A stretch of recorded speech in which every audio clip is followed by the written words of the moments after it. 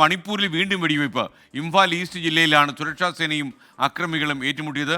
ആളപായം report ചെയ്തിട്ടില്ല. വിനീത V G ഡൽഹിയിൽ നിന്ന് വിശദാംശങ്ങൾ ചേരുന്നു. Vineetha, good morning. മണിപ്പൂർ അശാന്തമായി തുടരുകയാണ്. വിവരങ്ങൾ.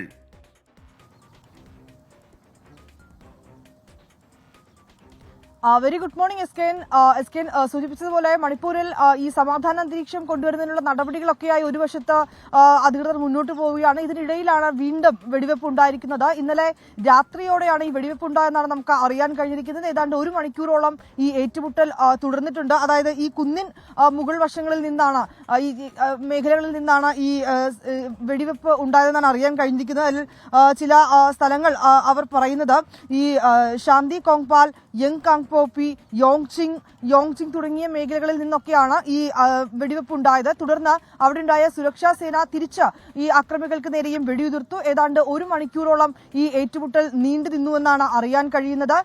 ഈ തോക്കുധാരികളായ ചില അക്രമികൾ ആ മേഖലകളിൽ ഇപ്പോഴും പതിയിരിക്കുന്നുണ്ടെന്നാണ് വിവരം ലഭ്യമായിട്ടുള്ളത്. എന്താണെങ്കിലും ഈ ആക്രമണം അതിൽ ആർക്കും തന്നെ ആളപായമൊന്നും ഇനിയും റിപ്പോർട്ട് ചെയ്തിട്ടില്ല എന്നും അറിയാൻ കഴിയുന്നുണ്ട്. ഏതാണ്ട് രാത്രി 1 മണിക്കൂറോളം ഈ ഏറ്റുമുട്ടൽ നീണ്ടു നിന്നു. ഒപ്പം തന്നെ ഈ 9 ജില്ലകളിൽ ഇപ്പോഴും ഇന്റർനെറ്റുകൾക്ക് നിരോധനം ഏർപ്പെടുത്തിയിരിക്കുകയാണ്. അത് ഇങ്ങനെ കഴിഞ്ഞ ദിവസം ആ നിരോധനം മാറുമെന്നൊക്കെയാണ് അറിയിച്ചിട്ടുണ്ടായിരുന്നത്. പക്ഷേ വീണ്ടും അത് തുടരുമെന്നാണ് ഇപ്പോൾ വന്നിരിക്കുന്ന റിപ്പോർട്ടുകൾ. S K.